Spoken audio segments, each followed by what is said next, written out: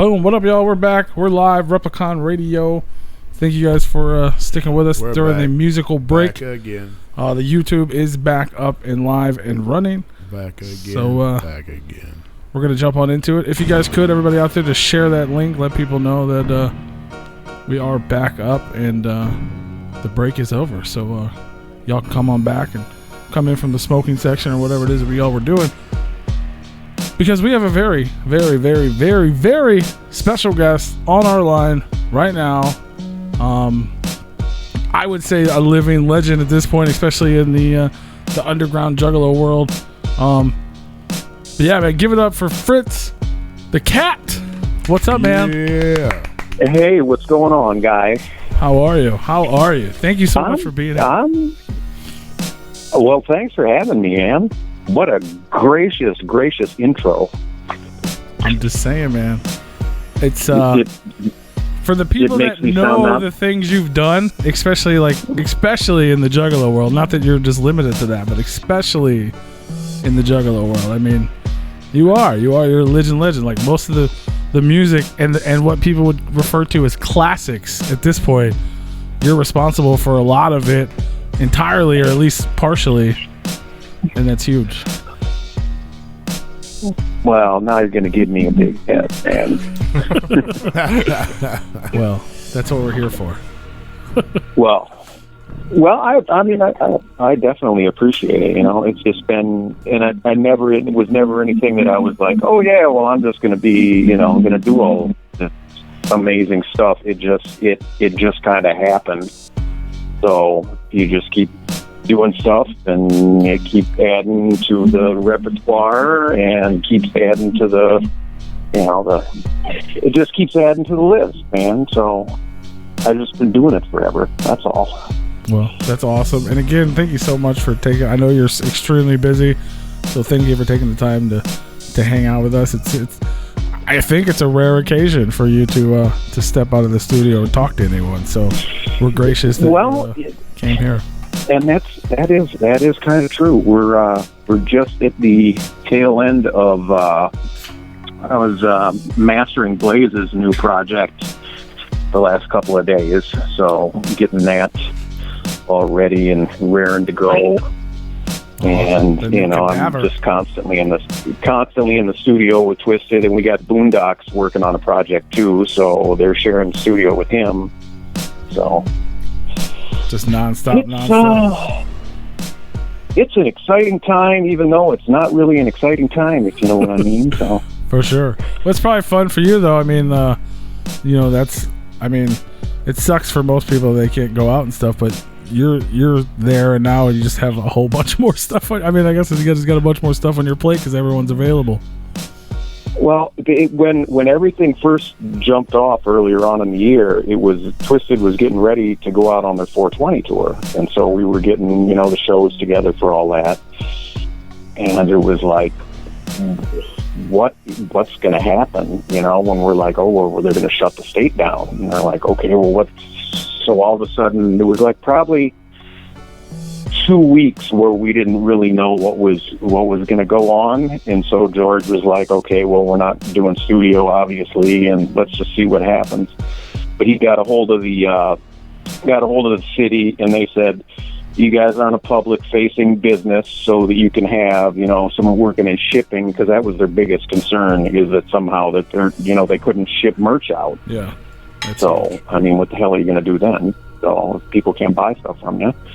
So tours are shut down, and we got kind of a skeleton crew taking care of stuff. But they said that we could do the studio as long as it was under 10 people, and social distancing, masks, and all that stuff. So we just started coming back in, and just started doing the usual, just working and building up stockpile of songs and figuring out what you're going to do with them and making plans and dipping and dodging and ducking. So yeah, we've been pretty fortunate to be able to just keep doing what we're doing other than touring. So that's awesome. We did make our little crappy venue in the conference room for the NetFest on Your Couch deal with the whole production set up smoke machine and lights. And yeah, it looked great. Like right outside of the studio, and it was like, you know, like this screen on the wall, and it just looked super cool. And it's our conference room, you know. That's awesome. We had to drag the big ass table out of it. And it looked great though. No one would ever know. Now everyone knows. No, the secret's out, man. That's awesome though. So I obviously want to talk about all the stuff going on now, and that's awesome that you guys are working, but we like to go back, man. We want to really get to know people, and obviously, you know, you're not out in the public eye too much. You're too busy making all this material for everyone to enjoy. But I want to go back and like learn about you, like how, like I know you went to school in Detroit for recording. You were in like local bands like the Regulars and Morbid Fear, which led to you like working in Detroit. Like how did you get started in music, and then what eventually led, I guess, to you at the Disc? Like how did everything kind of come into your life? Well, it's just a bunch of just weird things happening. I'm originally from Marquette, up in the Upper Peninsula, up in super north part of Michigan. Grew up out in the woods. It just so happened that, you know, I was playing in a band, a punk band. You know, we, just did a bunch of covers and played frat parties for beer, and it was just loud and awesome. But it wasn't anything that I'm like, well, you know, I'm going to do this for the rest of my life. But I got interested in electronics. So I was taking classes for electronics, and that's kind of what I wanted to pursue to, you know, be able to make money. But somehow my mom said, well, you know, my friend knows this guy who does music, and, you know, maybe, you know, you should talk to him. I'm like, well, you know, sure, whatever. I'll talk to him. Come to find out, he's the road manager of the Rolling Stones. Oh, wow. So he took time out of his day to call some punk-ass 18-year-old kid and basically was like, well, the way, you know, recording business works nowadays is you got to get schooling and, you know, this, that, the other thing. And he was like, yeah, I could probably get you into some schools, but, you know, because I'm an idiot, I didn't take him up on that. I'm just like, you know, what does the road manager of the Rolling Stones know, man? Come on, you know.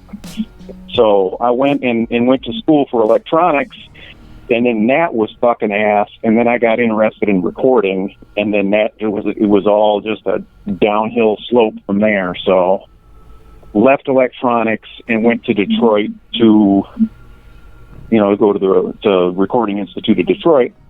And then went through their program, and then worked in a production studio. We're doing a lot of commercials and stuff, doing some music here and there. And then I left there and went and actually got a job at the Disc, which is where I went to school. And that's where... So were you interning there while you were in school or something? I did... I was just playing Jamie. The very first rap session I ever was in was part of like their internship program, and it was Detroit Rap Mafia, a song called The Underworld, and it's on YouTube. But I remember being, you know, and I really wasn't doing anything. I just had to sit there and shut up, and, you know, when I got pointed at to do whatever I needed to do.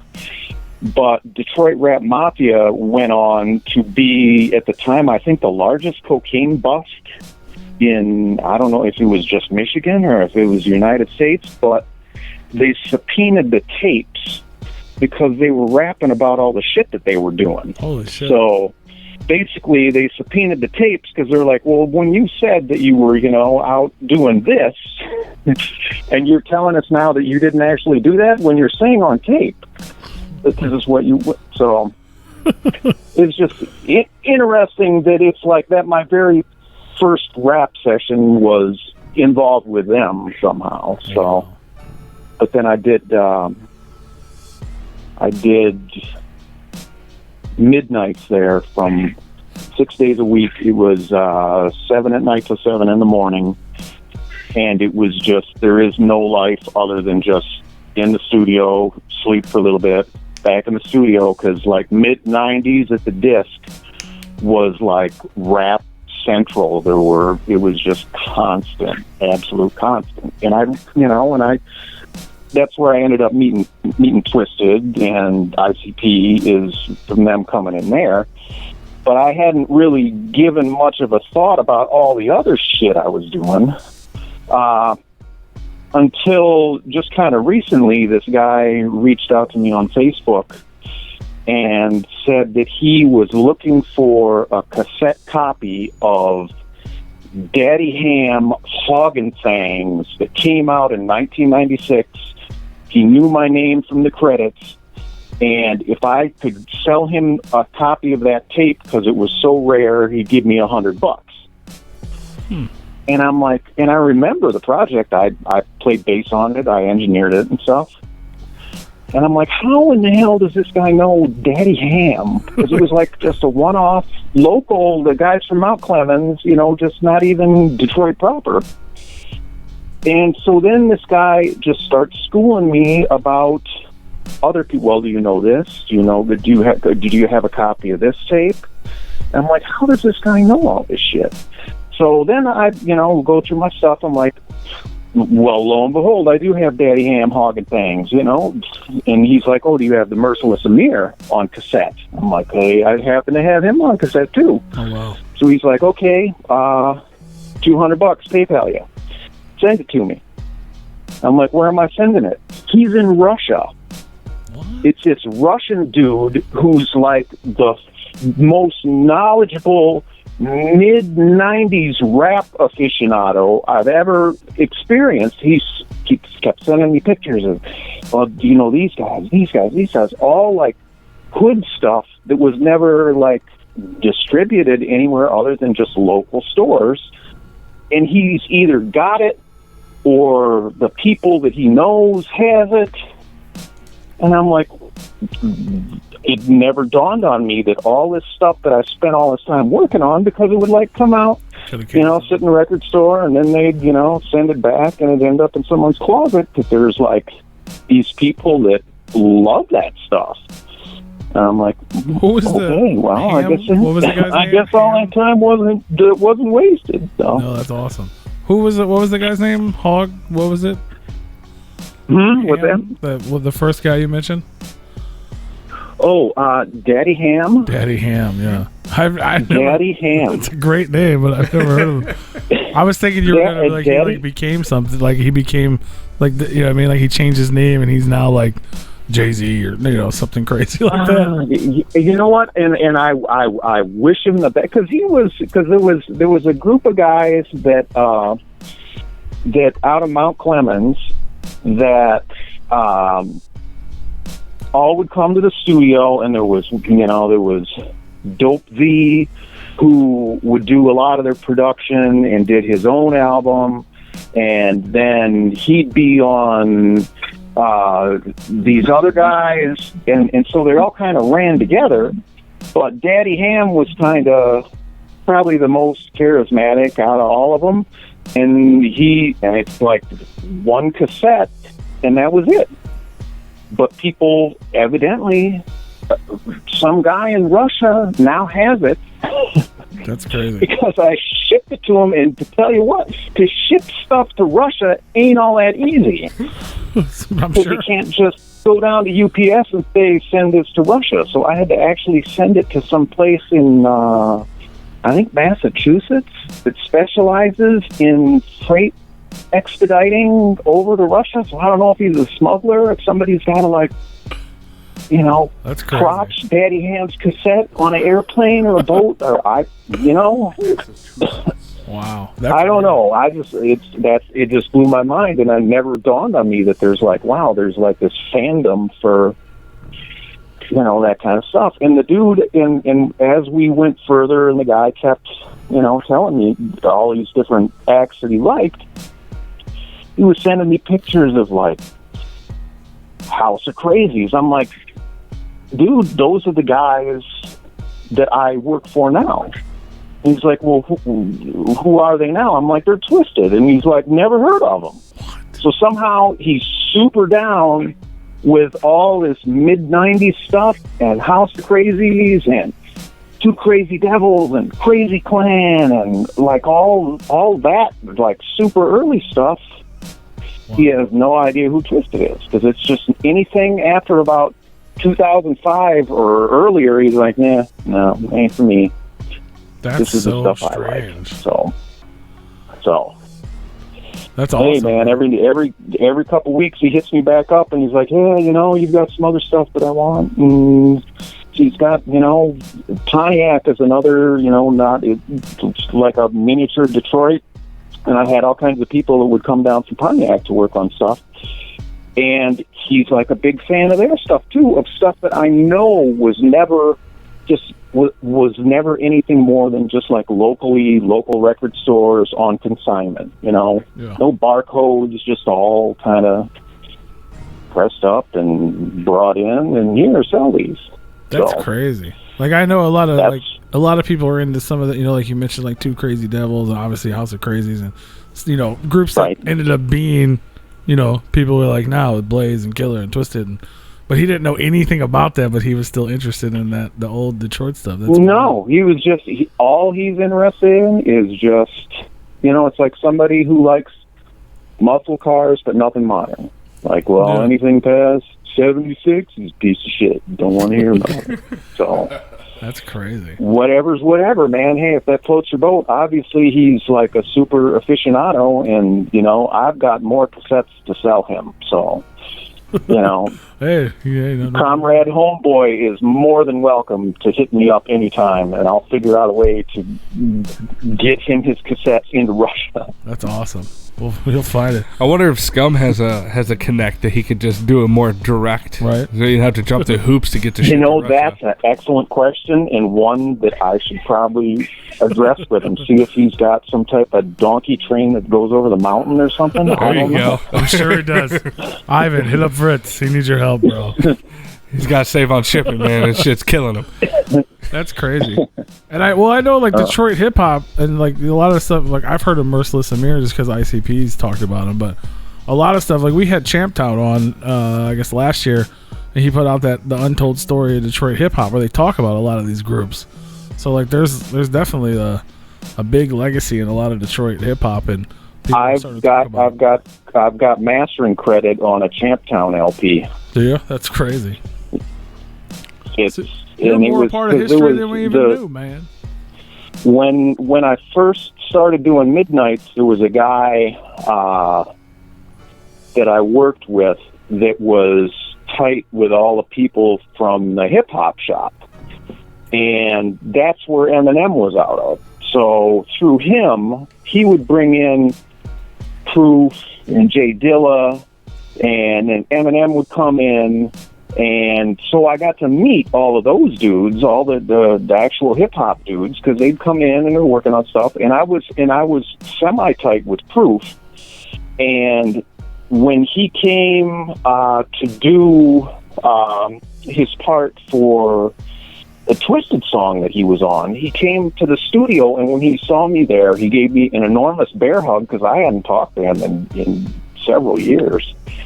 And that sucks because it was like right after that is when he got shot. Yeah. But all those dudes, it was like they'd come in, knew them all by sight. They knew me, you know. Sometimes I'd work with them, sometimes not. I worked with Eminem through doing stuff with Proof and doing stuff with Hush because he was tight with those guys too. So it was just, I got to meet and work with a lot of just like super talented people. And that's, you know, I can't ask for any better than that. So it wasn't all just a bunch of, you know, squandered time. But at the time, it was like, you know, it's 12 hours a day, 6 days a week, and it gets to you after a while, where it's like, you know, people think it's, well, you know, we're gonna go to the studio and shit's gonna be cool and we're all gonna be hanging out. Well, after a while, when you're there for, you know, hours and hours and hours, you have to like do some work. And there's one person there that has to do all the work, which is the person that's actually running the session. So artists can come and go and people can come and go, but somebody's got to be there to hit the record button, or else shit don't get done, and people aren't paying, $85 an hour for shit not to get done. Absolutely. So, but that, yeah. But I can only imagine looking back on that, like, holy shit, with Eminem and all these people and meeting, just to where you are now with the people you met. And that was all just working at the disc, right? Working at the disc. You'd never know who would roll in, because it used to be the guy that ran the disc. He came from, the guy who ran the school came from Motown. He was a mastering engineer from Motown. The guy who ran the disc worked for Holland Dozier Holland, which was like the songwriting team who did a bunch of stuff for Motown. And like during the 80s, the disc was the home for George Clinton and Parliament Funkadelic. So a lot of those folks came through too, and there was some interesting people. So, that whole crew of craziness there was, you had the rap craziness, and then you had the George Clinton craziness. George Clinton would come in and just wander around the studios and just wander into a session, go sing on somebody's track, and then wander to the next studio and wander in. And what are people going to do? Are they going to be like, no, you can't sing on my track, George Clinton? And I'm like, hell yeah, go ahead. So he didn't care. It wasn't like he was had a lawyer there saying, well, sign off on using it. He was just like, okay, yeah, we need vocal. That's wild, man. So you engineered it or did it production for some P-Funk stuff? Well, I didn't do a whole lot of production. I did engineering for everybody, but production I did for some people, because I was more of a band guy. But then working with some people, they're like, okay, well, you got some cool ideas, can you help me hammer out some stuff? So I started getting into doing production. And then after I started doing that is when, I knew Twisted from House of Crazies, because they would come in. And so I knew them by sight. I never actually worked with them, because they would just come in, they did everything with ROC, and he'd bring in his 8-track cassette, recorder thing, and they go in to do digital editing to like edit their shit together. So I never worked, but I knew them. And then ICP would come in to do like show tapes and stuff, because that's the if there's one completely unsexy part of being an engineer, it's doing show tapes, because it's just tedious. And there's nothing cool about it at all. So everybody's like, oh yeah, we'll go somewhere else to do, it isn't in the studio, working with people, recording stuff. It's just, like doing paperwork. So I knew ICP from them, and then Twisted, they had done Most Tasteless, but then there was the issue with Mike Clark with that, where they ended up getting sued. And so they were looking for somebody, they weren't looking to do all that again. So they asked me if I could do some production with them. And we did Blaze's first project, and it worked. And it worked good with all of us working together. So then, we started when they were working on Freak Show.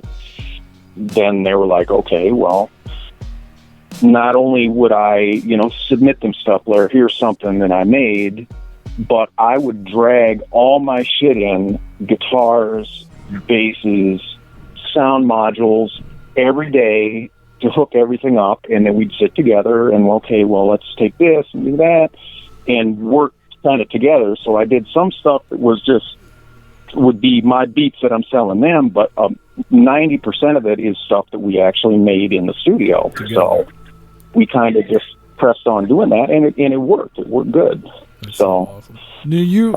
I read somewhere that you actually did, like some of your first production was like their ISI tracks, which is what led to Most Tasteless and Twisted. Like them together. You know what? I don't think so.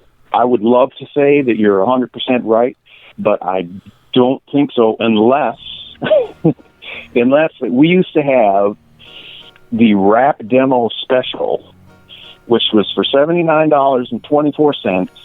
You got to rent a master tape, you get 2 hours, and you leave with a cassette, or it might have been 2 cassettes, but that was, and we sold it like crack rocks. Just anybody could come in. So it might have been if I didn't recognize them from House of Crazies or something. I mean, it's possible, but as it's something like, oh yeah, I did that for sure. I don't know. That's crazy. I just don't know. It'd be cool if it is true. So you guys, was that you were just mainly doing the engineer stuff? Was kind of your focus, and then you just, since you play instruments and everything, you just until I really started, doing shit hot and heavy with Twisted. That was just mainly just engineering because that's all I had time for. So was there? I mean, I don't even know how to word this. Like, was there just you just started enjoying it? It was just the chemistry you guys had, and you were just like, I'm gonna like, because clearly, obviously, where we're at today, you clearly enjoy each other. But like, was there something about it? Like, you're working with all these people, artists in and out all day. You're doing a job. You know what I mean? Some's good, some's bad, whatever. And then, like, what was it that made it stick? Like, like Freak Show was just like you guys working together, and that was like the collaboration of love, or like, how did it all kind of come about? Because it works. Because it's hard. It's like when people, get a band together, you get, if they mesh together, then everything works. And if you try to making music is kind of when you're expressing yourself like that, it can kind of make you a little vulnerable if you're, trying to do something cool and, someone's like, well, that sucks ass. Why are you even doing that? You're because you're trying to express yourself through what you're doing. If you end up being comfortable being able to express yourself around people, then you kind of want to stick with that. So I think a lot of it is that we all, know what kind of how to work together without, pissing each other off too much. Yeah.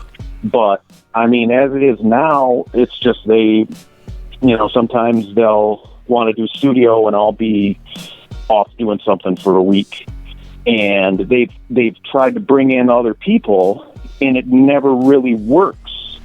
Because they're just so used to me, because, they can go in, I know how they like to work, I know, if you can direct them, we can bounce ideas off, and everything just kind of works, so that stuff gets done. And if you get stuck in a rut where you're working with somebody who doesn't really know what you're trying to do, and there's miscommunications, and it kills the vibe. So as long as we keep doing, what we're doing and have been doing, it clicks, it works, and, you just keep making new shit. So, absolutely. Well, it's definitely been I'm down for as long as they'll have me. I'm down. So that's awesome. So what you're back to kind of where you were earlier, you guys, you said you guys kind of just started meshing and working on the Freak Show stuff. So was it like, you said it was a big collabo, so were like you coming in with a guitar and like just being like, what about and like, you guys just ended up doing that's a lot of it, because because that was what they were used to back then. When they were used to with, you bring in a cassette, okay, you got a good idea of, to sample this, and, and Paul, is, good with production on his own end, so he'd have an idea of stuff to play, but then, we could sit down and we'd be like, okay, well, can you play this, or what about this, or how would this sound? And it's all kind of, bouncing ideas around and collaborating on it. And it doesn't really, we don't really do that as much anymore, because a lot of it's, you got beats coming in from everywhere that people are submitting that are, done, ready to go. So, and I always feed them stuff. So, I want to make sure that I don't do as much as I used to, but I keep sliding them stuff, and I slide Blaze stuff, and I slide Lex stuff, and I just did one for Boondocks' album. So, but a lot of times, it isn't, I used to have the time to be able to sit down and, mash out beats every day. It's just, I'm doing a lot of mastering now and mixing like Lex's stuff. And so I'm keeping busy and don't have as much time as I used to have to be able to, make beats, but I'm still doing it. So and you're doing most of the engineering as well too, right? Like at the dojo? Yeah, for everybody who is coming through our studio, I'm doing pretty much all of it, unless if Young Wicked's in town, then he does his own engineering. I got it hooked up so he can take his laptop in the booth and hook up his laptop right in the booth and be able to record himself. So, because he's like a total self-sufficient, does his own production, does his own engineering, does his own mixing. So, boy's a damn we do. He does the majority of our mixing now, because we just found that it's better to, have one person track everything, and by the time you're done recording something, you've all listened to it like 500 times. And it's better to have, just a fresh set of ears who's never heard the song before to work on it, and then they'll kick it back to me, and then I'll master it, and then it'll get pushed out for distribution. So we've kind of gotten into a groove of how we're doing things label wise. So that's working. So for sure, definitely, you guys are definitely you found the recipe, I think, and it's definitely working out. Tons of I hope so. It seems to be working. We got a good, it's a good crew all the way around, from George and Mike and hell yeah, everybody who's doing their part. It isn't like you got a bunch of people that are just like well, whatever. A well-oiled machine with the proper parts. That's good. What's that? I said it's a well-oiled machine with the proper parts. Yeah, it seems to be. So now if they can just get out on tour, right. But who wants to be that guinea pig right now? Well, I think it seems like the smaller groups and the locals of the cities and things like that looks like they're going to be those guinea pigs, unfortunately. Hopefully it's all good, but they gotta be. Yeah, there's definitely popping up all over the place now. They're starting to. Right. But can you imagine if you're going to be it's scary. Okay, well, we're going to be the first ones, because there are going to be all kinds of people that are going to want to go to this. Yeah. Do you really? I mean, I really hope you have some super duper insurance. It's like, oh yeah, you went to that one show, that super spreader show, where like everybody got it. All right. The super spreader. Do you really want to be that person? Oh yeah, that's scary. Scary stuff. Let me see. So I guess going back. Everything kind of clicked during Freak Show, and then I assume you did Blaze was right around that time with the self-titled. You guys just kind of meshed, and then you were actually right after those releases. You got contracted to be in-house at Psychopathic, or like how did that whole... Alex actually came to the disc, and the first time he came, I turned him down. Second time, they were able to finagle it enough, and it kind of pissed the owner of the disc off. But he's like, okay, so he knew, basically the guy's policy is you max out at a certain rate, and that's as much as he would pay, and it didn't matter, how many people would book you. He wasn't going to pay you more. Yeah. So it's like you're kind of stuck, especially but he would be like, okay, well, what I could do is, I know that you're, working 12-hour days, 6 days a week, but that leaves you with another day. I can book you for 12 hours on that day, and you can make more money. I'm like, I don't want to do that. I don't want to work 7 days a week. Right. You know, how about you just pay me more? But it's just he just was philosophically opposed to that. So Alex came in, and because things were working so well with Twisted, I have to say the Twisted are the only ones. I had a bunch of people that were like, "Man, Fritz, you're the shit. You know, when we make it big, we're going to take you with us."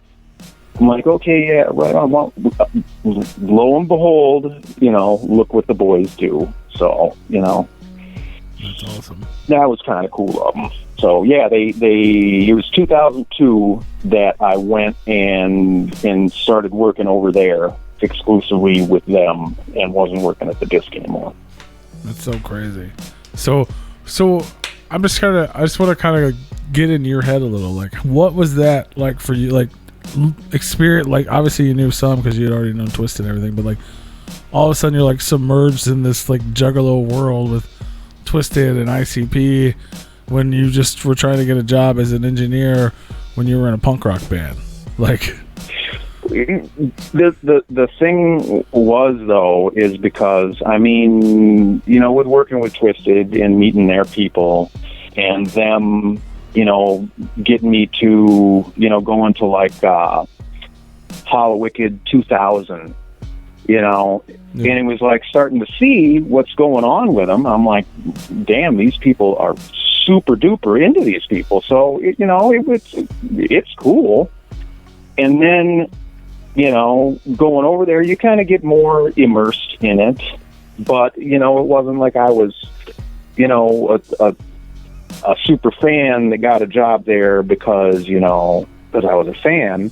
It was like I appreciated what they were doing, but it wasn't like, you know, I was painting up and going and, you know, hitting all mini gatherings around town because it was just my gig was to work in the studio, you know, and that's pretty much all I did. So, you know, but I've met some super fresh people though. You know, after I went over there, I went to the 2002 gathering in Peoria and got pepperballed and all the insanity that was, you know, going on with that. I was there. So, you know, it was the first time I'd seen something on that scale of fandom, you know, where there's like just thousands of people that are, you know, rabid diehard fans. So definitely cool stuff. Yeah, that's awesome. So then I mean, obviously tons of for this, I don't even know for how many years you were basically, I mean, you did tons of stuff over there, obviously Freak Show, Mirror, Green Book. I mean, you're part of the Man's Myth, Mutant stuff. You did production on Hell's Pit, ABK's first two. You even did like stuff with Lotus, Jump Steady, like classic Juggalo, everything. It's huge. Like a lot of people don't know that. There's like thousands of tracks. I couldn't name them all, but so much stuff. Well, it's funny because I mean I'll go to events and, you know, and nobody knows who I am because I'm not out there like that. You know, I'm not somebody that, you know, goes out and performs and my face isn't out there, you know. But without fail, it's like pretty much every like event that I go to with them, there'll be somebody who knows. Somebody will come up like, man, can you sign my jersey? I know who you are. And they appreciate that. And on one hand, it's cool. On the other hand, it's cool too that I can actually be in the crowd and see all these people that are, you know, and I'm like, hey, I made that, you know, and you see all these people that it's like, it's super duper touching, but they have no idea who I am. And that's kind of cool to be able to do that too. So, you know, get the best of both worlds, I guess, or I mean, a little bit of both. I guess not really the best, a little bit of both worlds. Right, yeah, exactly. I don't know if it's like, you know, just half-assing it both ways or, you know. But that's awesome, man. Especially like the production stuff. I mean, you know, I'm sure obviously you enjoy engineering or you wouldn't be doing it, but like when you produce a track, especially like something like Lotus or, you know, like some of Twisted's bigger stuff that like, you know, are like their quote unquote hits, I guess, and like to be there, you know, when you see people's reaction to it, like you're part of the band, whichever band it may be that's performing, like you're the third member or whatever, however many people there are, like that's. Well, what was super, I think probably the freshest thing that's happened to me is, you know, when they first started, because they wanted to be able to do these bigger festivals, but they couldn't get booked for the bigger festivals by just being a rap act. So they're like, well, you know, let's try it with a live band. So, you know, they figured out a way and did some shows with a live band, and they were getting people that were kind of cool with that. But then they booked like a little, it was a little 3-day Valentine's Day weekend thing, but the guitar player couldn't make it. So George was like, well, can you make a new show tape but add the guitar parts back in? And I'm like, okay, well, I could play it. I played all that stuff are my parts originally, so I mean, I know how to play it. And then George was like, you know what, you're right. So they actually took me out, and I got to play guitar with them as part of their, you know, their live band, drummer, keyboard player, me, those guys, for 3 dates in Chicago, Cleveland, and Grand Rapids, Michigan. And being able to do that, because after, you know, when we're putting the songs together, it's all, you're kind of doing it piecemeal. You never actually, you know, they get to perform these songs all the time.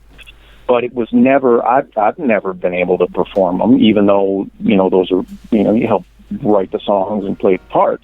So being able to actually perform that's awesome. That was some fresh stuff right there, man. That's awesome. Yeah, that was a great experience to do, even though it sucked and I could never like go on tour. So, you know, God bless the people that go out and do that and can do that night after night after night. But, you know, leaving Chicago in January and it's freezing cold, sleeping in a van to drive to Cleveland, and then, you know, taking a shower in a nasty ass, you know, room there. That's not for you, huh? No. Studio, give me the studio. Things are controlled. You know, it might be there for a long time, but then I can go home and sleep in a real bed. So, you know, God bless them, because they, you know, to be able to do that when they're going out on tour, sleeping on a bus, and you're out like a month, you know, every night. And that's like, you know, you need to be good at that, or else you aren't good at that. So that's super cool, though. I remember that. That was like one of the first, like, one of the first times they did it, like with the Wicked, like calling it the Wickedness or whatever, right?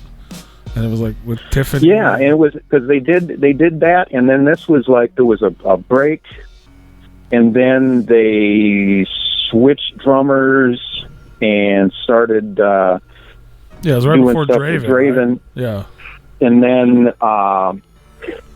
And yeah, so it was just 3 dates, and then after that, they got he was one of Draven's guys to go out and play guitar, which I was totally cool with, because I was, again, it's like I ain't looking to, you know, be out on the road, you know, night after night, and then plus I'm a studio guy, man. I love playing the stuff, but I'm not like a stage performer, you know.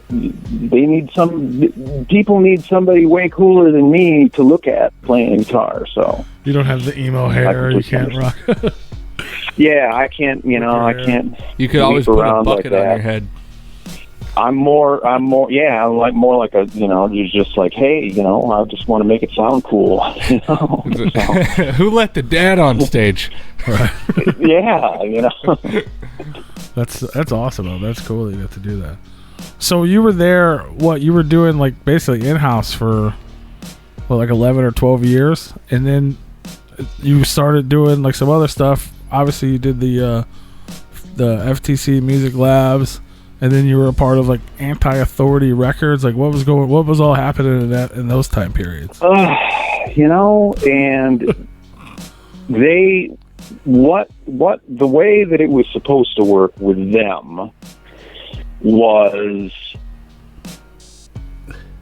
they were going to do, you know, because I'm like the doer, I'm the I do production, do engineering. I'm always doing something. Yeah.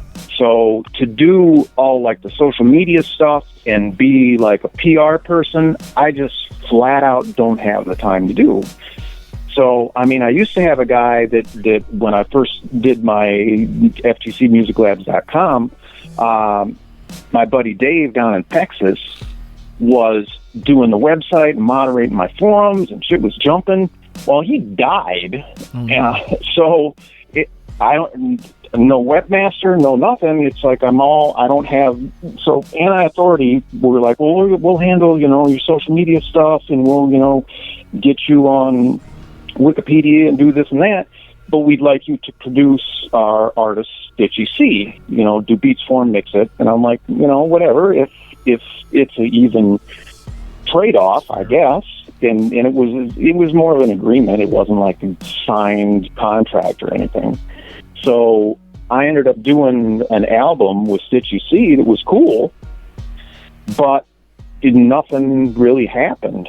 So they weren't really doing promotion. They weren't, I was like, well, can you, shop some of my beats?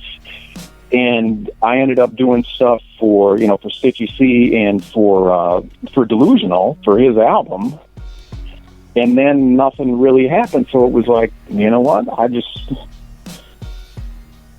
and kind of right about that time, it was interesting the way everything kind of worked, was that I met George after I really wasn't doing stuff for Twisted much anymore.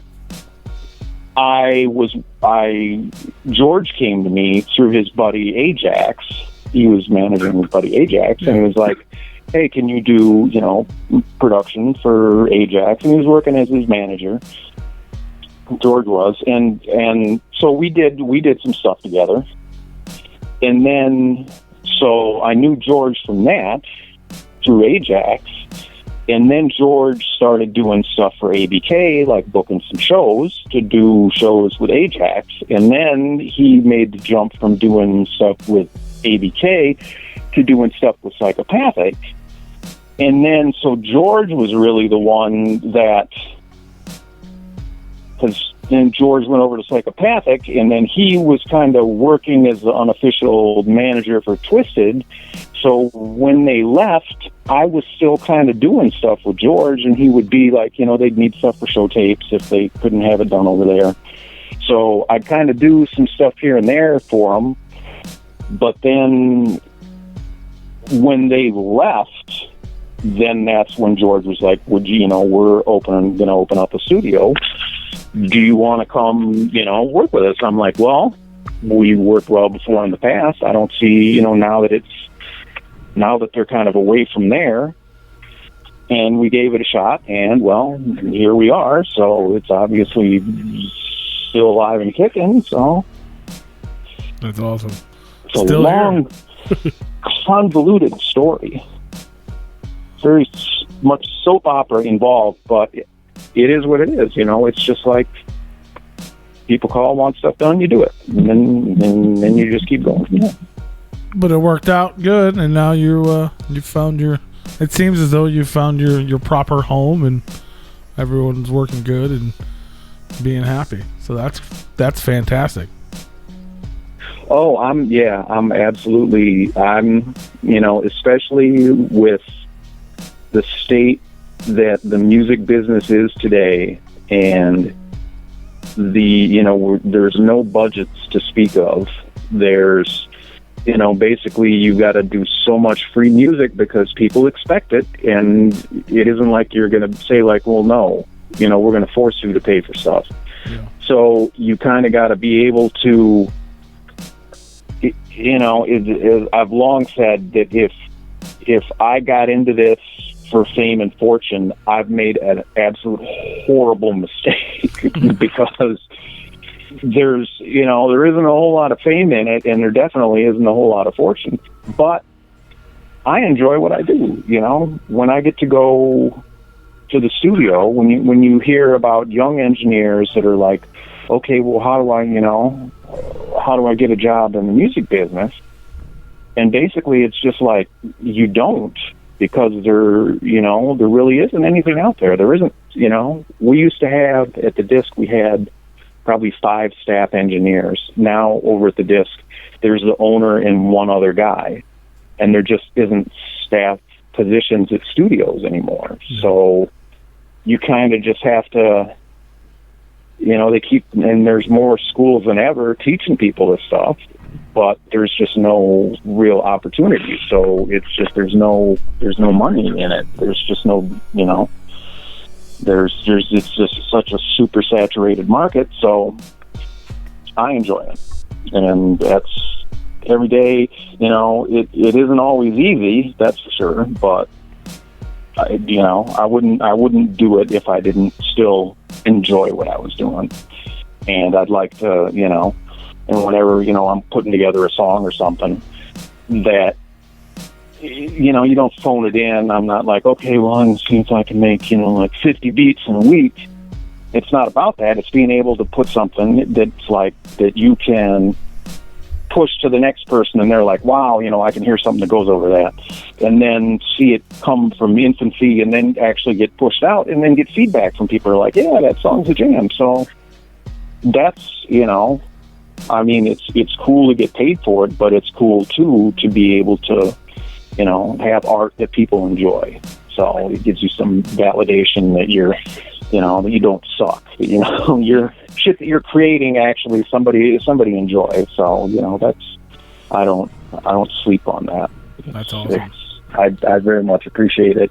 When you guys are telling me that I'm a legend, I might be, but I'm not going to present myself as a legend. I'm just going to do what I do.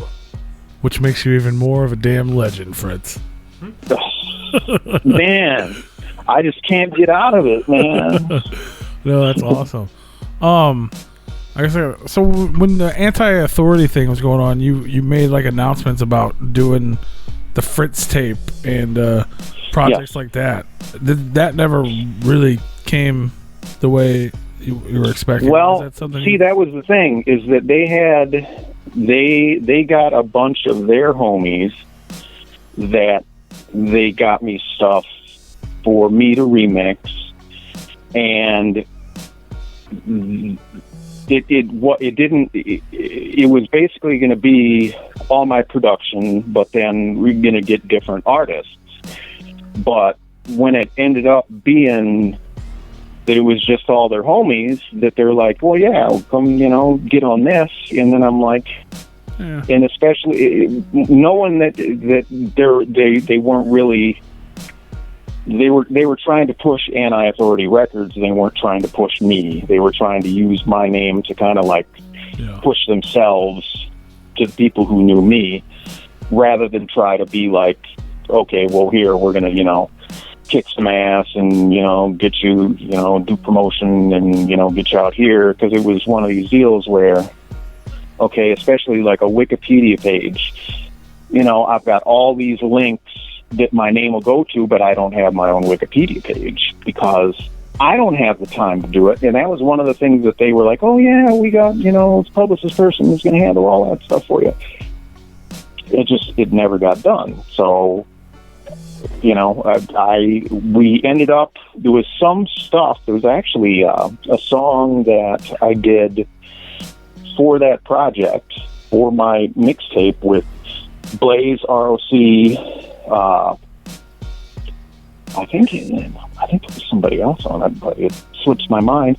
Well, we ended up using it for a Blaze thing, because it was one of these, okay, Blaze is putting out a thing and he needs, do we have any songs laying around? I'm like, well, yeah, I've got this one with Blaze on it from this that never went out, so use that on that, and it never happened. But Jamie is pushing really hard to have me do a mixtape. I love it. Like super on me about it. He's like, I don't know why you haven't done it. You need to do it. When are you going to give me these tracks for your mixtape? Right. And I'm like, it's a great idea, and I appreciate that. And when I have the time to actually sit down and be like, okay, well, here's some songs, because I know that they can push it out and be like, hey, do you want to get on this? And people will get on it just because that's the way.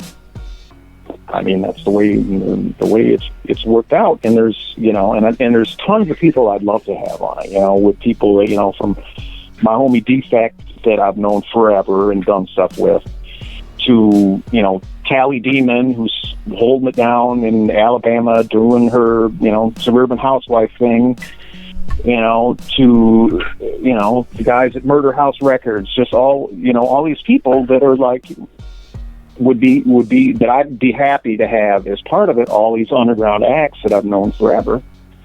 And that's kind of cool to be able to do that, to be able to have, put people on it, especially when, you know, if you could pick and choose, okay, well, I want you on this one, or I did this song, especially for you. So it's something I definitely want to do, but it requires time. And right now, that's in short supply, because we got all kinds of machinations going on right now, but it's all been stuff. I went to them today and said, okay, what can I not talk about? Mm-hmm. And so they're like, we prefer that you not mention anything about blah, blah, blah. So that's, I was just going to mention it. He got so excited. He was like, oh, yeah. You know? Well, because, I mean, it's a lot of times, you know, the times that I do get to post on Instagram, it'll be like, you know, working on a secret song, because it's just stuff so much that they might not know what it's going to go on, or they might know that they want to come out with this, but they don't want to, you know, they don't want to spoil it, and I don't want to be, you know, I don't want to ruin their thing for them just to, you know, get a cheap pop. So, you know, I know that you guys would appreciate that, but, you know, we're all about verse here. Here, I'll do this. I'll try to help. So I'll tell you about the things that I know about because they've been publicly mentioned by someone at Magic Ninja. So we know Boondocks has Horde and his other new project. We know Cadaver is coming. We know Monoxide's doing a solo. We know Twisted has 3 albums, one of which is completely rock. We know Young Wicked's mixtape is probably maybe actually going to finally come out, and he has an actual album, and A&B has a new album. I know all that stuff. I don't know what else I know, but these are things that I do know. So there's a lot of things that you're probably working on most of. Well, and even though I haven't worked with them at all, we got Oh the Horror that yes, are doing their thing. So we got them. We got Lex. Don't forget. Don't sleep on Lex now. I love Lex. His plan is to do 4 EPs. Yes. He did Party Castle, and we just finished up Haunted Mansion. I just got done mixing and mastering that like less than a month ago. So that comes out I'm sure that he's going to start hitting me with stuff now, because he's basically like, I guess there's really nothing to do in New York, so he just goes to the studio. So God bless him. He, you know, knocks his stuff out, sends it my way, and then we, you know, just keep it rolling. So he's got stuff. But yeah, Boondocks, he's coming in Friday. Yeah. So tons of stuff that we know about, and I'm sure there's a ton of things that we don't know about as well. It's a secret. Yeah. There's some cool stuff in the works. You know, they had this is the 20 years since Freak Show, when Jamie brought in his stash of, we recorded all the Freak Show on ADAT tapes. It's VHS tapes. It holds 8 tracks, digital. So you stack machines, and 3 machines will give you 24 tracks. So that's what we recorded everything on. Well, I happened to score an ADAT machine that still works, actually, through my home Defect.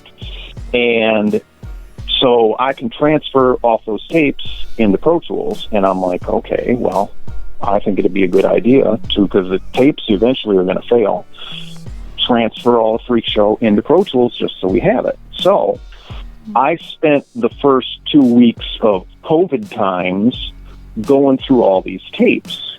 So that's really all I can say about that. Ooh. So, well, if anybody's ever recorded anything, I'm sure there's countless hours of things we've never heard. I can only imagine. I am unable to confirm or deny or speculate on anything involving any type of stuff like that. I'm just telling you that's awesome. What I did. So, well, I'm just that's what I'll leave that at. But yeah, well, I mean, we've always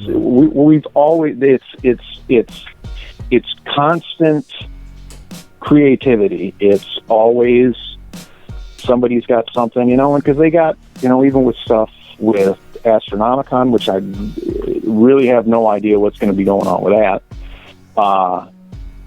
But just with, with stuff like the comic books and all that other stuff, have you made it in there yet? There's always shit in play. So, have you made it in there yet? Everybody's got the camera. Did you show? No, I haven't. The most Juggalo famous I am is I had a card on the Shangri-La card game. Oh, Quest to Shangri-La. Yeah, yep. I had got my own card in that. I'm sure Dirk will write you into the comic book at some point. Hey, Dirk. Dustin made it in there delivering pizza. I'm sure he'll show up in there. That's super awesome, man. All kinds of cool stuff going on. And I love the idea of the Fritz tape or whatever you may call it in the future. It's a great idea. Not only just for, like you said, getting a bunch of cool artists and people you love and want to work with, but I know you did that, like the, I don't know what it was called, the mix for the Fam. Yeah. That was awesome. Like, that's fun stuff. I know it's kind of like a DJ mix. I don't know if that's really your thing, but however you put that together, it was super cool. Well, they keep. Well, when they come to me for those, they're like, okay, well, we want an extended mix. But I'm not. I don't really do, DJ type of stuff. So I don't want to do it like a DJ type of thing. But I do, but not with house music and shit like that. It's so I'll find, okay, well, find a song that might be cool. And a lot of times it's I'll get an idea, you listen to their vocals, and then you'll just start matching that tempo to the song, and then you'll eventually find one where it clicks, and you're like, holy shit, that fits that so well. And then you string those together. So I've done a couple of those for them. So I know for the Fam, and I think there was another one. There was another. There was one on one of the Juggalo. Oh no, that was for the Fam. I was gonna say the Juggalo DCD, but that ended up being for the Fam too, or whatever. But yeah, those are fun too. It's fun to do, and whenever they ask for them, I'll more than happy to knock them out for them. They are super cool. I dig it, man. We definitely dig it. Well, good. I'm glad you appreciate it. For sure. So with when you were doing the FTC music labs and stuff like that, has that kind of just led into where we are with M&E Beats, and that's how people are able to kind of get Fritz production and things like that, is through the M&E Beats site? Yeah. Yeah, because originally, my buddy down in Texas, he was on the. He was like, I can make this work. You can sell beats over the internet. I'm like, how am I going to be able to do that? So he this was, you were ahead of your time. 2005 or 6 maybe. And so there wasn't really any type of, there wasn't now it's super easy to do. But he had to make a Coda HTML page with the embedded PayPal thing, and then it couldn't be automated. So if somebody would buy a beat, I'd get a notification, and then I had to physically go in and rewrite the code on the page to remove that beat, so that I wasn't selling, because they were all exclusives. So so it was all, and I had like a Palm Pilot phone that I'd have to like FTP the new code to the page so it could refresh, so it would take that beat off the web source. So it was a super huge pain in the ass to do, but I ended up selling a lot of stuff like that. And then as things progressed, then, when BeatStars got bigger, just trying to do that by myself, there's so many beats out there, you need to have like a massive, I think I spent $600 for a Google ad campaign, and I got like 28,000 hits, and one person bought a beat. Damn. For like $250. So I'm paying $600 to make $250. So I'm like, no, fuck that. I ain't doing it. So you gotta get Wishmasters people. I have to do it the slow, archaic way of people will email me and ask about production, and then we kind of go from there. I mean, people can, I got my at FTC Music Labs Instagram or the Facebook that people can, send me a message if they want production. And I mean, I might not be the quickest because of all the stuff going on, but a lot of times, because I don't really have like a huge, like, just stockpile of junk beats to go through. Yeah. I'm always working on something. So, it depends, because I kind of like do it. And, a lot of the stuff they aren't really like twisted style beats. So it might be, more New York-y, send to Lex type of deal. Or, something maybe Boondocks would be fit, but then I'd have stuff that doesn't fit any of them. So sometimes it'd be like if somebody else is doing something else, then you can kind of push it their way. I ended up doing some stuff for the guy that was they used to be in PLC out in Minneapolis. He hit me up, and I did, I don't remember how, he came out with something that was, maybe I did 4 tracks on his, and he just hit me up again. We're like, hey man, I'm looking for production. So, I gotta start cooking up some stuff in the lab. So awesome. So they can just hit you up on Instagram, or people can go through M&E Beats too, right? And like request if they want something from you, and you have beats available for like lease and purchase on there as well. Yeah, and you know what? And for everybody who is going to M&E Beats, I apologize. I have not put anything on there in a long, long time. People still buy my stuff that has been on there for a long, long time. That's good. But I know that I need to keep that fed better.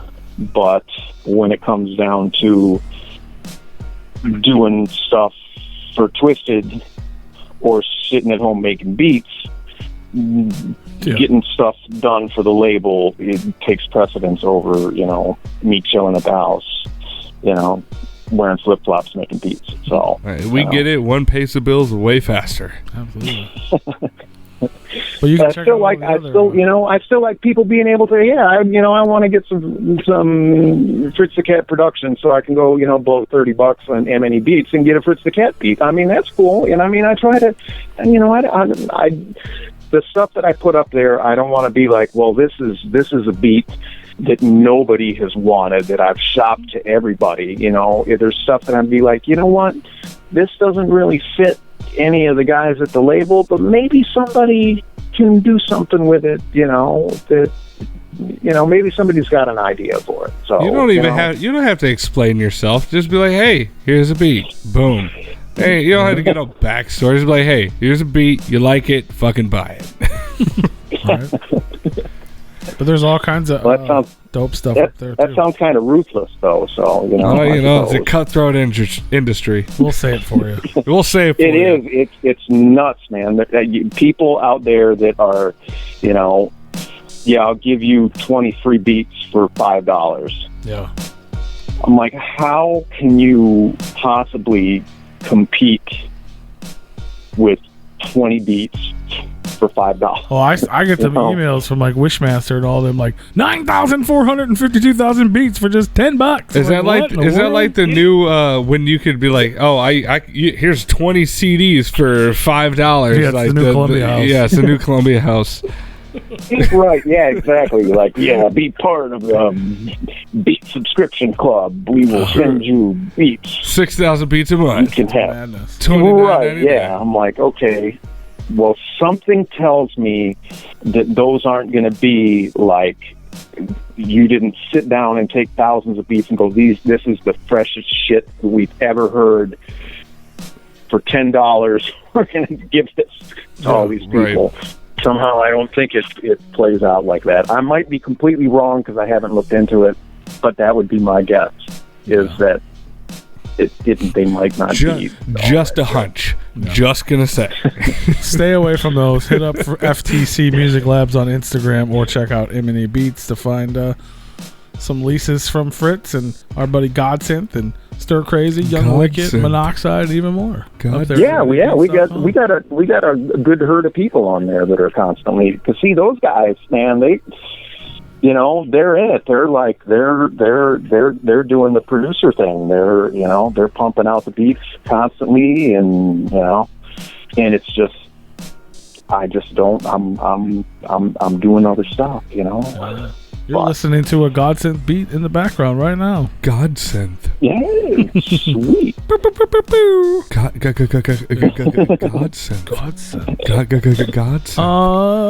I could probably talk to you forever just about the history of the things you've done, but I don't want to keep you here all night. We did want to ask about the name. So, as you mentioned, you don't have a Wikipedia, and a lot of people didn't really do things they wanted you to do for promotion. So you're really hard to find. The only thing we find is this very adult cartoon cat, which has a Wikipedia page. So I don't know how. Well, here's the deal. Here's the deal behind the name. So, my name actually is Fritz, but there was in the 70s. Fritz the Cat was the first X-rated cartoon. It was R. Crumb's cartoon of a counterculture cat dude who was into all kinds of banging broads and smoking weed and, just living, counterculture all the way. So when I was a young lad, working, wage slave jobs, I'd get these dudes who went to college in the 70s, and they'd be like, oh, Fritz the Cat, because they were, frat dudes, and we're like, yeah, that was our shit. So they would start calling me Fritz the Cat. I'd have Fritz the Cat for my schedule for the next week. So it's like, okay, yeah, well, yeah, that's kind of funny. Well, the one studio I worked at, the guy that we were doing some work for, he would have a real estate seminar in Las Vegas that we'd fly out to every year to record them, to put together these tape packages to sell to people that, you can be a gazillionaire by selling real estate. So he books my flight under the name Fritz the Cat. Hotel room is booked Fritz the Cat because he thinks it's funny. All things you could not do today. And I'm like, but even you couldn't do it then. I'm like, if something happens where I have to show ID, I'm fucked. You got one of the three names. As it was, there was some, because I've still got it. I'll Instagram it sometime. I still have the boarding pass. It says Fritz the Cat, and like the other guy I was flying with, there was something janky with the seating or something. So he was they wanted to know the names on the tickets, and he's like, God damn. Okay, and he was like, he passed it off as, yeah, there'll be one for, Greg, and then Fritz Beckett. And they're like, okay, yeah, sure thing. Like, I'm like, oh, thank God. Because it was like, yeah, if I would have lost the key, show ID, okay, who's the room booked under? Fritz the Cat. Okay, really? So sorry, you ain't got an ID that says that. So when I was working at the disc and I started working for people and they wanted to give me album credit, they're like, well, what name do you go under? I'm like, I don't really go under any name. They're like, well, what's a cool nickname? I'm like, well, everybody and their brothers thought it was cool to call me Fritz the Cat. So, here, put it under Fritz the Cat. So there it has been. There was. But there is really only one Fritz the Cat, and that's R. Crumb's super awesome cat. Look him up. I saw images. I looked it up at the beginning of the show. I saw some images. What was it? He was going through like a black hole full of boobs or something. Yeah, right. It's a tunnel of tits. That was your old punk rock lifestyle. Although I did see, I was like, I was looking at everything. I was looking up all the information. I was like, I was looking up the Fritz the Cat, and I was like, I mean, respectively, looking back on it, you have way more of a accreditation to you as Fritz the Cat than Fritz the Cat does as Fritz the Cat. Well, they got it's when you look at like with on stuff like Discogs. That's the only place to find you. Like they gotta kind of all gather them because it's. I mean, people can never. Fritz Van Kosky. They either run the last ones together or they misspell it. So there's like about 50 different variations of that. Because people like the very very first album that I did work for, where I actually got credit on an album that was going to come out. And the dude, number one, they didn't finish paying me, and number two, they butchered my name so it wouldn't even, you would have no idea who it was. I'm like, well, thanks guys. Damn. And it's like a lot of places they'll have like the first dollar that they made, pinned up on the wall and stuff. I have with my certificate that I got from the Recording Institute of Detroit, I have framed, it was the first absolutely worthless check I was ever given that I didn't even bother depositing because I knew it wouldn't do anything with it, and it was for a session that I did for this skeezy producer who was producing stuff for Joe Hunter. Joe Hunter used to be the piano player for all like the Motown hits. So Joe Hunter was doing a blues thing, and I did some engineering for them, and the producer was just like, okay, well, I'm getting paid, but you're not. So, yep, so I got a fantastic check for $400 that is just absolutely, completely not even worth trying to cash ever. Crazy. So I know, so kind of with that in mind, it's probably absurd, but do you have any sort of record or memory of like all the stuff or all the people that you've done? Like, clearly it's not on Discogs or online or anywhere, but like, do you have I had and somebody actually got mad because I didn't update it, because I had on my website, it was a discography, but I quit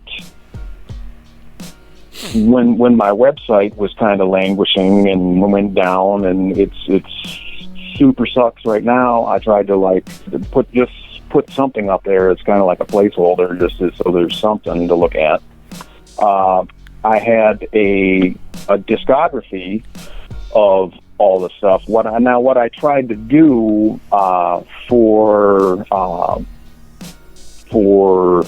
I think I put it on my website, but I made a Spotify playlist of all the production that I have that's on Spotify that I could track down and put that all on one playlist. And I think I've got like a YouTube thing too. I tried to put together links to a bunch of the stuff that I've done, but I don't have a full discography because I never had it. I've got, when I was talking about that Russian kid, he was sending me pictures of stuff I forgot that I was on, because a lot of times they give me credit on an album but then never give me a copy of the album. So I'm like, oh yeah, I remember working on that. Oh yeah, my name is on that. But I don't have a copy of it, and it was never anything that was really kept track of. Yeah. So I've got credit on 9 million things, but I don't have a list.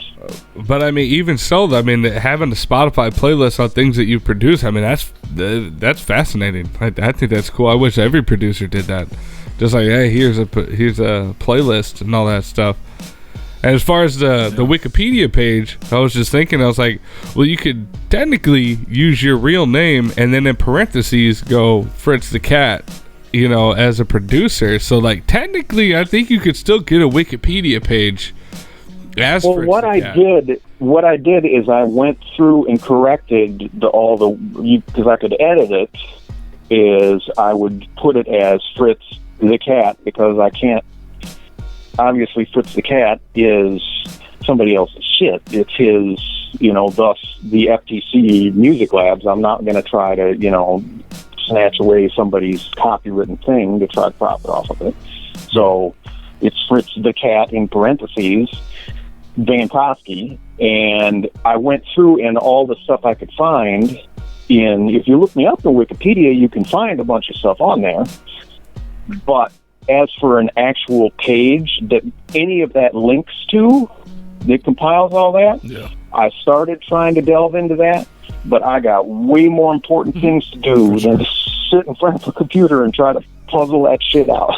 So, There's way more important things to do to try to fight it out with a 50-year-old cat. He's too busy living, and making new shit to worry about telling people about it. And like I said, your legacy completely outshines your name. I mean, the origins of your name. Hey, what was that? 2 movies and a comic book series, and you have this like long list of accomplishments and legendary albums that you've produced. Hey man, don't be trying to start no shit now, because R. Crumb might be listening and be like, "Oh yeah, well check this out." Well, you know what, R. Crumb, putting out records. You know what, R. Crumb, how about you come on our show and then we can hash it out? There you go.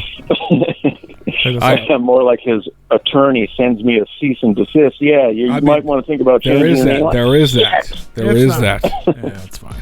Yeah.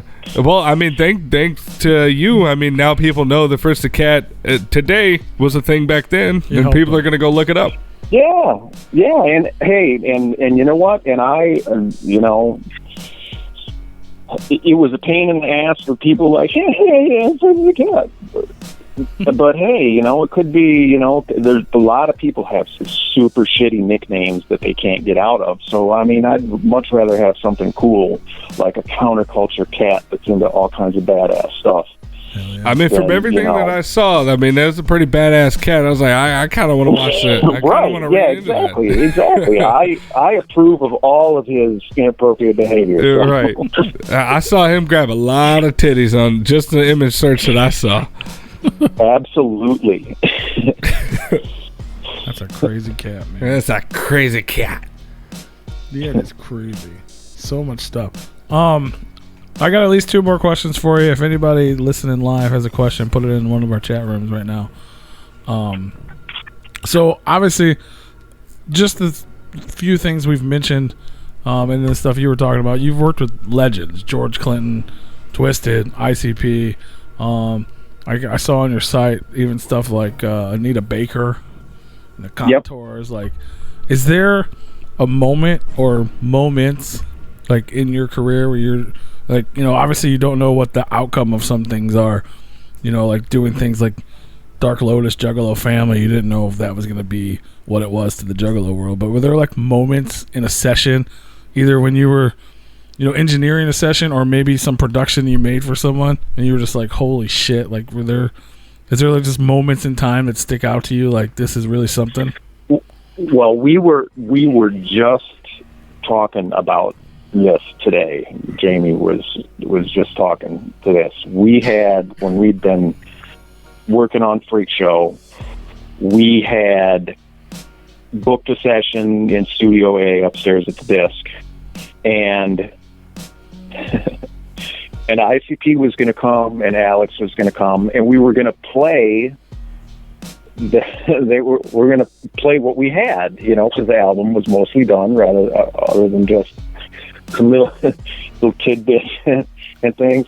And so we played the album that we had it, and I mean, and it kind of hits you when you're playing it for somebody, we didn't, because again, after you've listened to these songs like 500 times in a row, you get numb to them.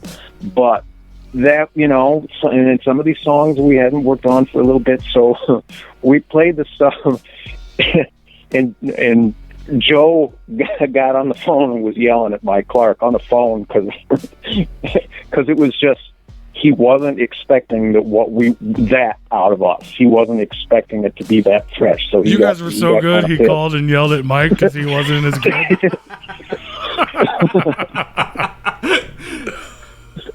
That's fucking awesome. So yeah, that was definitely the first time, because that was the first time I really did just like a boatload and put so much into something. And that it was like, and again, you're not really thinking about it when you're doing it. You're just trying to make it, trying to make that song the coolest it can be. And you don't really think about it. And then when it's done, and it took me, after we were done, we had heard that album so many times, it took me like a year before I could actually just sit and listen to it and enjoy it, because it was just constant. The same songs over and over again, and working on them, and polishing them and working them. You just kind of gotta like, okay, at least now, totally cool. Just to them, still get the groove off of it. And I mean, and people were super down with that album, but there were a bunch of people that weren't down with it because it wasn't Most Tasteless. Then we did Mirror Mirror, and everybody hated Mirror Mirror because Freak Show was their shit. Then we did Green Book, and Green Book sucked ass because it wasn't Mirror Mirror. And then every step of the road that we went, every album sucked.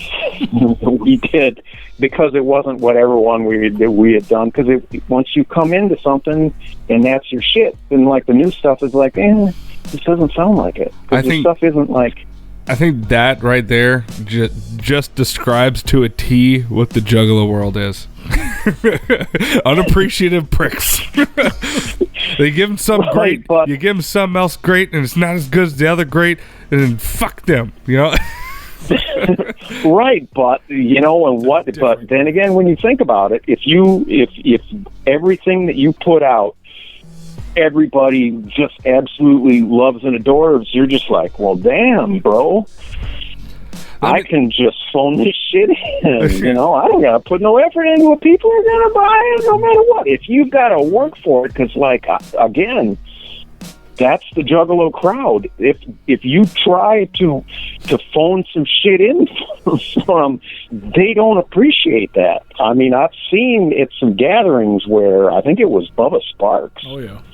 Was like decided he was gonna like chat on the phone before he went on stage, and they got heated, were throwing shit at him.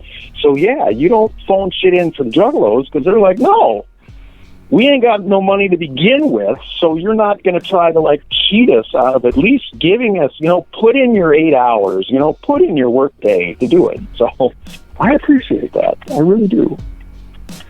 That's so crazy, man. That's awesome. And Freak Show, I mean, even though you say like, but people didn't, a lot of people didn't appreciate it at the time, but like I remember, like, it's so crazy to hear you talk about how that's kind of where your journey began, and now where we are now, like the looking back on this whole future, it's nuts. Because like I remember that moment when the Juggalos heard Freak Show for the first time at the first gathering, when they stepped on stage to Mutant X, and there was just like this energy, and it was like different. And that was so different back then with the guitars, and like just that, still to this day, that riff on We Don't Die is like legendary.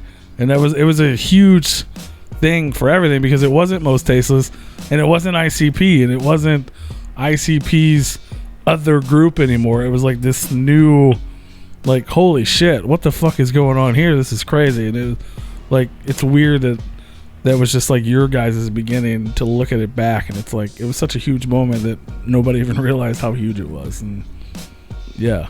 And people, I remember I was at a gathering, and I went, and it was one of the guys from Club Chaos was like, and I had seen him around because he was like kind of a middle-aged guy, and I'm like, well, damn, he's juggaloing it up. And so I went, and that's us.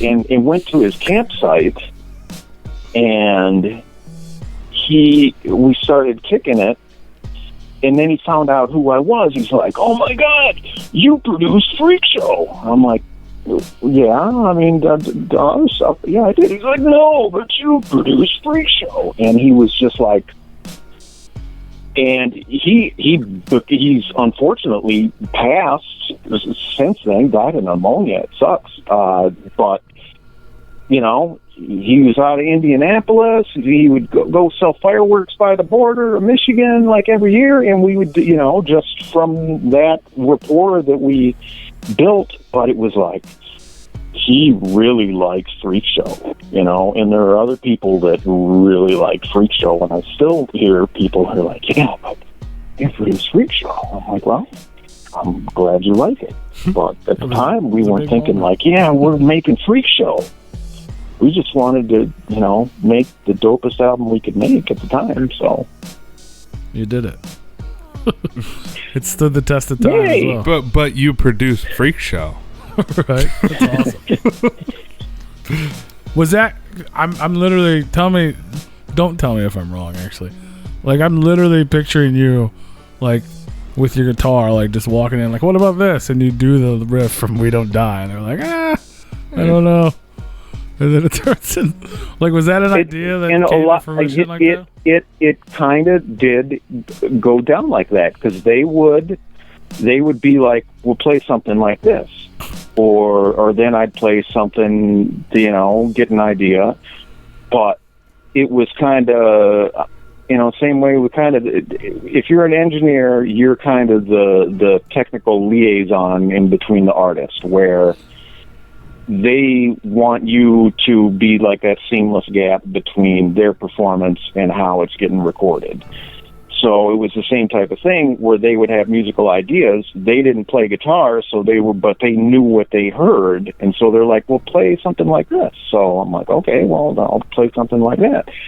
And I mean, they had a couple other times where they brought guitar players in, where people were just they wouldn't really get it, but it's kind of like being a porn star, where you got to like perform on demand, and a lot of times you're in the studio with it'd be Paul and Jamie, and it'd be like maybe 3 or 4 other people.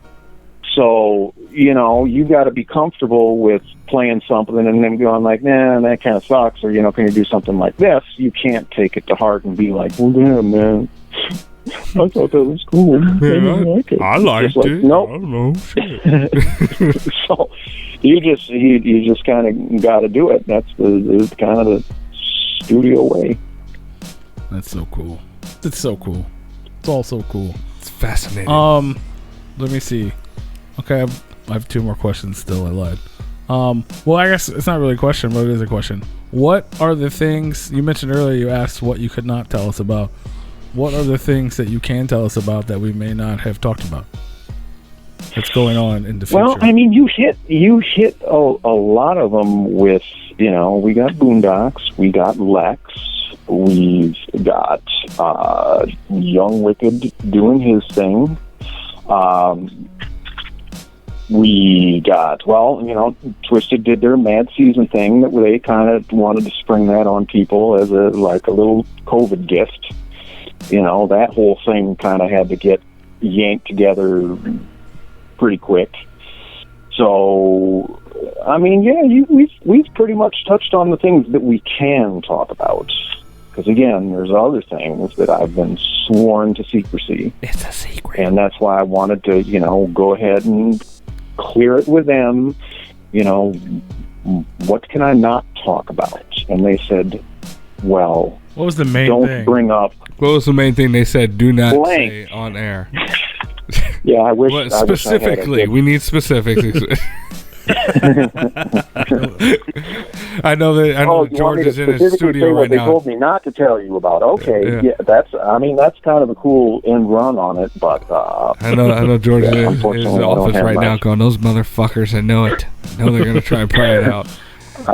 I don't have my. Fritz is a professional. I don't think I've got a. Absolutely. No, I got a base on this. I can't censor myself with a. some beeping noise. Trying to find a button. Brand new. Beep, beep, beep. Yeah, exactly. Well, I'm sure there's tons of dope stuff to look forward to. Not including obviously the tons of projects we already mentioned that are all coming soon as well. So I'm excited. I'm pumped to see it. I know you guys are insanely busy. We're hoping to get Twisted back on the show before the year's over, and they're insanely busy. So hopefully maybe you'll take a day off on a Monday and they'll have time to come hang out with us. Hint, hint, wink, wink. You know, hey, I'm sick this day. Cough, cough. Right. You should call into these fuckheads. Happens to be a Monday. But I want to ask. We asked all of our guests the same thing, and I almost want to make it a two-parter for you. But essentially, we asked all of our guests if there's just like 3 albums, 3 records that either like inspired you in life, or you know, like the one thing you put on in the car when you're sad or happy and cry, or whatever it may be, just 3 records that you could not live without. What would they be? And then I wanted to add to you, I'm gonna make it even harder for you, 3 of your own just tracks or something that are like your personal, like, these are my babies type of thing. My jams. Yeah. Well, 3 albums that would be, you know, I'm a big fan of my 80s hardcore-esque Midwest stuff. So Husker Du Zen Arcade is definitely up there. That played a pretty important part of my adolescent life. That was like a well-produced, you know, hardcore album that was kind of, you know, not just a bunch of noise and stuff. It was, you know, it was almost a concept album. So that's super dope. My one that I still jam to this day is Jimi Hendrix, Band of Gypsies. Yeah. Live. I think it was New Year's 1969 going into 1970. That's just like, for guitar stuff, that's like the song Machine Gun it's been, you know, 30, 40 years since I first heard it, and it's still, you know, it still moves me. Number 3, I'm a big Lou Reed and the Velvet Underground fan. So Velvet Underground live 1969 is a fantastic album too. There's a lot of super great stuff on that. So that, for my albums, that's what I'll put out there for that. That's awesome. Now, three of my own tracks that are the one that I think number 1 would be from Mutant, would be Familiar. And that was when we were first getting into actually writing more song type of stuff, and it was the way it worked out. I wasn't even supposed to do that album, but they had issues with the drummer and stuff, so I ended up it's a fantastic track. Familiar's always been, and that was like when I said that I played guitar with him, playing that song live was like, you know, I can get hit by a bus now. That's cool. Played Familiar live in its entirety with the guys live. So, you know, that's my jam. Do you like I'm also a big fan. Do you like the remix? Okay, go ahead. I was just what are your thoughts on the remix version of that, or the remix of that whole record? That was all remade by Seven. I mean, right? There's some stuff that I like, but then it's like, because that song I like so much, it doesn't rub me the right way, and it has nothing to do with whether or not it's good or not good. It's just it's different from the way that I did it, and I kind of can't get past that. So I guess that makes me an asshole. So no. Totally get that. No, I was just curious because I know you did all that. It's obviously a great record, and then Seven redid it. That's got to be a weird thing to hear someone like cool. It's like if you build a classic hot rod and then somebody comes by and then like changes out the engine in it, and you're like, wait a minute, no, this is fantastic the way it was. It's also fantastic with that new engine in it, but I like the old fantastic. because then I'm like that guy that like, well, Freak Show was great, but Mirror Mirror sucks ass. Why couldn't this be fuck Freak Show? that? Like, damn. Yeah. Awesome. Let's see here. Well, with my dead homie Blaze, I did a song on one of his albums called Climbing. And that song was when we were doing the Dark Lotus Black Rain album. Uh-huh. That is a song that, in the way that went, we did that whole album from start to finish in 22 days, from starting with absolutely nothing to turning it in for mastering. 22 days, which is, and I told Alex when we were done, I'm like, don't ever think that this is how we're supposed to do this, because it just about killed all of us. Because it's like 22 days to do a full album. It was every day I'd be up late making new beats to give them so that they could write everything in the studio. And so they wanted something for like an ender for that. And I had the perfect beat for it, but I lost it and could not find it. And I ended up finding it, and that is the song Climbing that's on Blaze's album. So that one's a jam of me too, and I have to find that song. I don't know. I got to pick another one. You don't have to. Those are my kind of my two guys there. The go-tos. Those are the ones. Well, that's cool. Climbing. Okay. And I think too. Different. I'm going to say Different, too, because I like that one. Different, yeah. Oh, Freak Show? I'm not like you. That's a good one. Too, that was a fantastic like fucking with Voodoo. Did you got to play that one live, too. That's awesome. So nice. That's so cool. I'm glad you got to do that. I hope you get to do it again. I am too. In like an Astro or something, so you don't have to like go far away. You know what? And I would 100% be behind that, but that would 100% be on them if they wanted to drag my old ass out there to do that. Wow. So Hopefully Jamie's listening, because we love Jamie and he loves us, and he'll hear that and he'll be like, "Hey man, just come play with us." I would like to see that. No, I think it'd be dope. Or he could just be like, "Hey man, fuck that dude. We got some young dude who can dance and like do cartwheels with his guitar." Nobody wants to see that. That's something you can't do. So I don't know. Yeah. I mean, the stage is small, so we need somebody to stand still. I'm just throwing it out there. It's a small stage. You need somebody to stand there. You can't do cartwheels. Okay, sell it, brother. I'm just saying. That's fucking awesome. Even if you got to put it behind the amplifiers. I think it'd be great. I'd love to see it. The people would love to see it.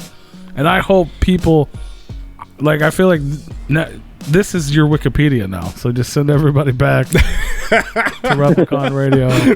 They can learn a little bit about you here. But, like, I feel like like I said, you're a living legend. So I hope more people learn. Like, producers in general don't get enough credit. And well, and then now it used to be you could buy something, you could buy a CD and like flip through the liner notes and be like, oh yeah, who does it? I mean, there aren't any album credits anymore. No. Unless you're, now you got producers that want to have, as part of the deal with doing the beat is you got to have their tag in it. So they're and I don't plan on FTC on the beat. FTC on the beat. I ain't looking to do all that. So but it's a struggle, man. There's a lot of people that are doing just a little subtle meows in the background. You know that the FTC beats meow. Oh my god. No. How about no? He said, "Dear God, no." That's crazy. Well, hopefully, I don't know. Hopefully you'll get your. I don't know what to say. Your props. You deserve props. If anybody ever sees Fritz anywhere in the world, make sure you give him props.